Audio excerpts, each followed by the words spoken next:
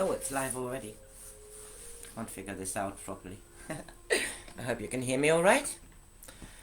Today is the 21st of January 2022, and I am continuing to read of the book I entitled Lydia, which is a continuation from Bliss After Life. Bliss passed away with 95 after her birthday. We follow her into the afterlife and we follow her family. And now we are having a reincarnation which has just been born, Lydia. She was born in March 20. We are now past that. She is already a proper baby, a couple of months old. And we are now at chapter 34. Gathering at David's new place. He has bought a house in the New Forest. Susan and David had cleaned up and the dinner was in the oven when Holly and Chris arrived. God, isn't it exciting? Susan had dragged Holly into the conservatory as soon as they had said their hellos. Chris was glad to follow David into the kitchen. It was all a bit much for him, and he was hoping David would offer him an ale before anything else, as the drive had been full of speculations. Holly did go on when she got her mind on something, and becoming a grandma was probably at the top of the list of excitement. He had tuned out after a while on the drive, as she had a constant voicing of speculations, ideas, and almost memories of things which hadn't yet happened, and were just too far ahead for him. I reckon you can do with an ale. Dave was already pouring and handed him a pint in no time. You can say that again. Chris wiped his mouth for the quick downing of almost half a pint, surprised himself. He wiped it. I can't tell you how happy I am for Tony and Melanie, but seriously, Holly was driving me round a bend. Chris could hardly suppress a burp, and both couldn't help laughing. Neither could talk for a while. I think I know what you mean. David was still laughing, but having just met Susan again, the last 6 months had been so exciting for him that he was as bad as Susan in spinning a story for the new arrival. He could remember when Margaret was pregnant and her mother had been a constant visitor and had been driving him round the bend then. But come on, you just need a bit longer to settle into the idea of grandfatherhood. David nudged Chris. Actually, you are spot on, because it just occurred to me that we could do combined grandfather duties. He smiled and David nodded. They chinked their glasses and both set it to their lips. I'm so happy for you, Holly. Susan was hugging Holly. She had been feeling almost guilty in her joy of seeing little Lydia growing and thriving the last couple of months, often forgetting to ring Holly back, and their recent conversations on the phone had been mostly about Lydia and David. I'm so thrilled, Sue. Don't worry and do not feel bad indulging yourself. Over the years we had endless conversations about your refuge and the limitless problems you faced all the time. I'm really happy for you, and getting this news just has put the cherry on my cake. I had been quite wrapped up in my writing again just recently. But then it had completely dried up. With Melanie now pregnant, I feel the whole new chapter is starting. In my life, strangely also in my novel. Novel? Susan sat down and so did Holly. Get me a drink first, Sue. I really need to catch my breath. My head is swirling and I need some time to settle. She leaned back and Susan got up into the kitchen where the men were talking about the very same subject. I'm not staying, just taking this, and she took 2 glasses and a bottle of sparkly into the conservatory. Put some music on. Hold on a minute, and out she was again. Let me open this. David will put some music on and let me change the lighting. We need a bit of peace and a glass of bubbly to celebrate. Susan was getting busy dimming the lights and Holly leaned back. Suddenly, gentle jazz was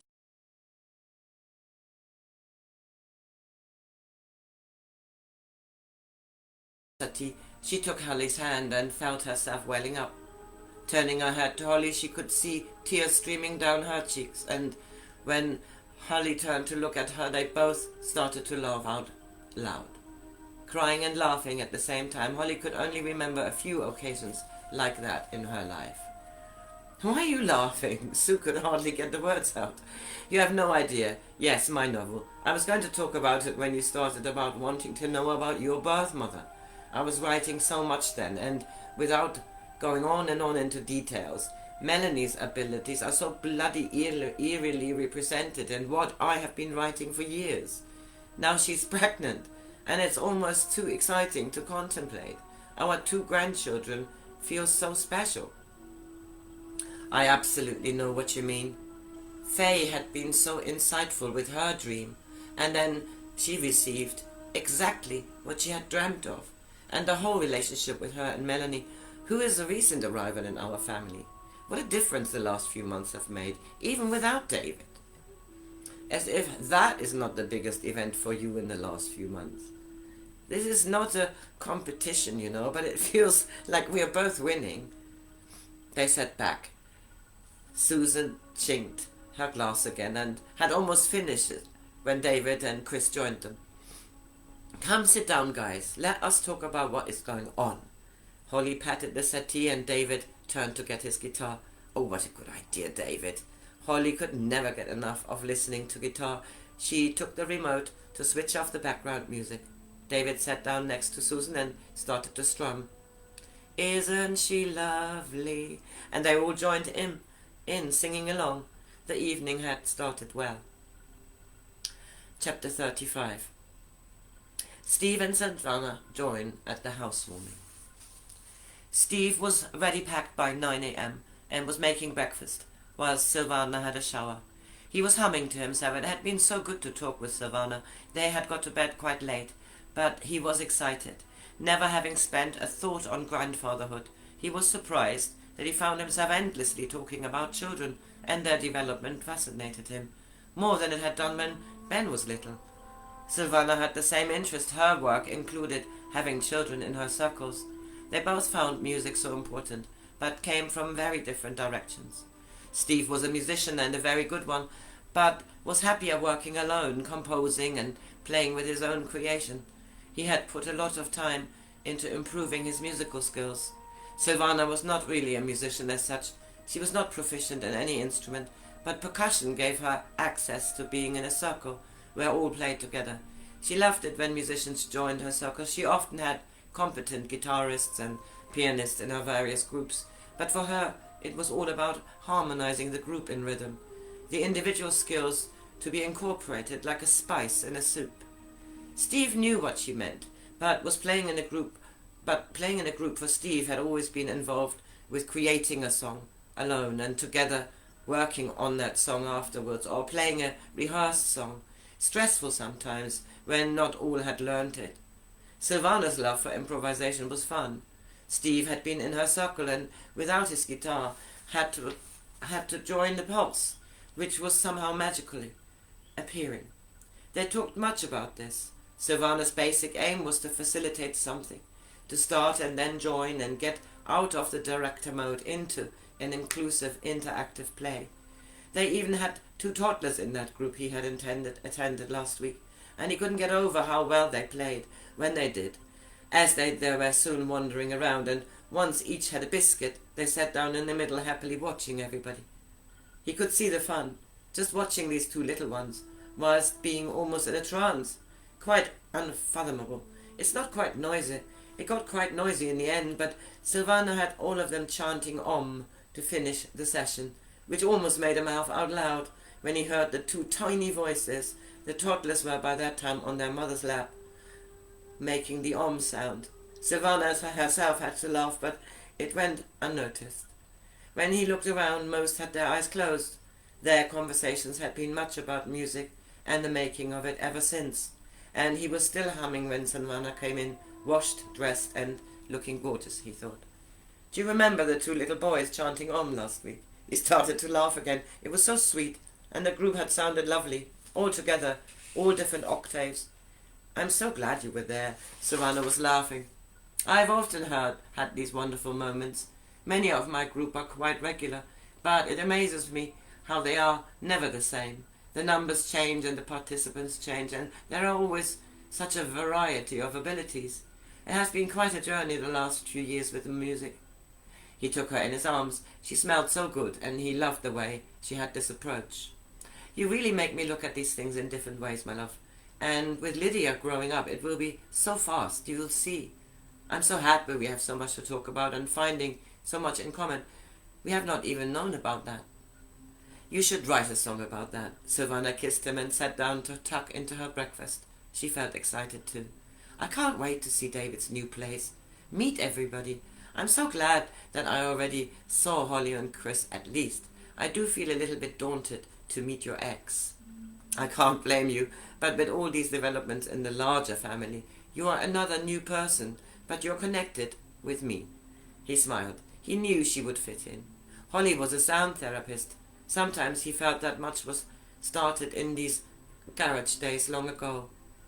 In one sense long ago, but in another, there was a certain order being restored, he felt.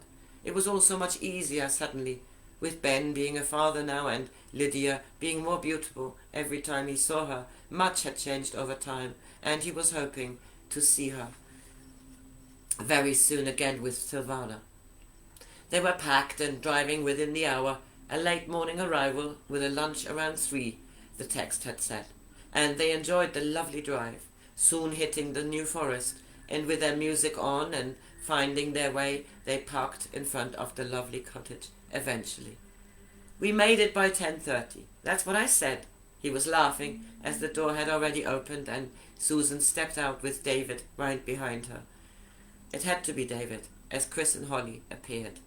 What a lovely cottage, Silvana thought. It looked so beautiful, peaceful, surrounded by trees.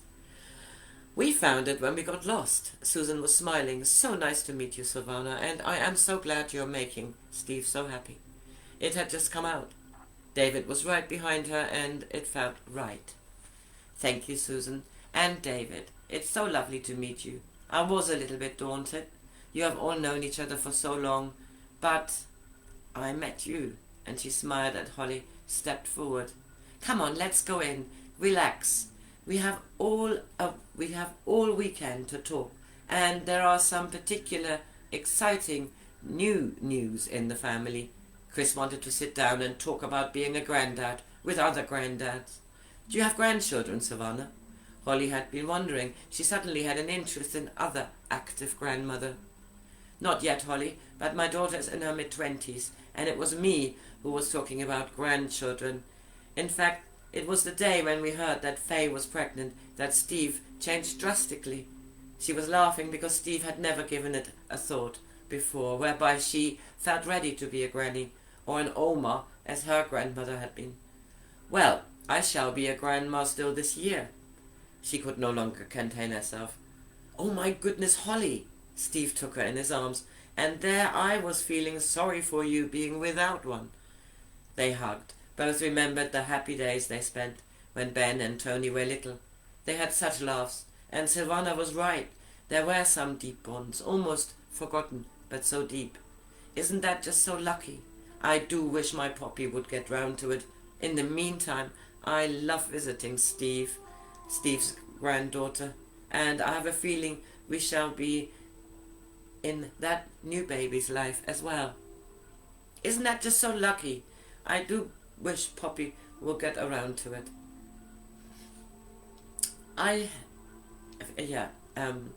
And we will all be a part of the baby's life.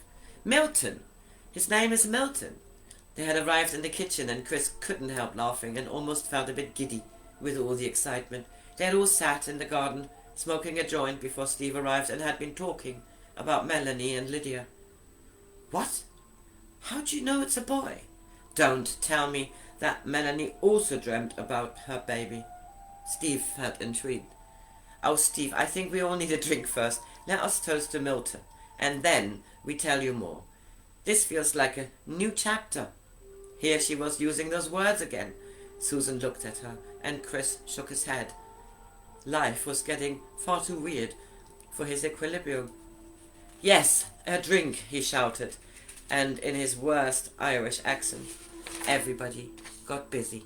So that was the end of chapter 35, and I shall continue with chapter 36, It's not a very clear picture. I don't know why that is, but it's more about listening, isn't it? Have a lovely, lovely Friday. Bye bye.